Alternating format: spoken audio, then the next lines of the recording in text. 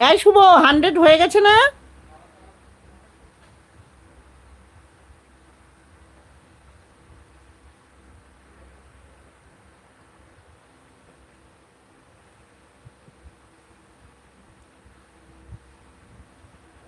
নীল আকাশের নিচে পৃথিবী, আর পৃথিবীর পরে ওই নীল আকাশ।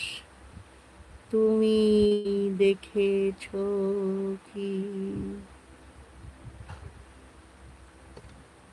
সেই রাতের সে নীরবতা দেখেছো কি?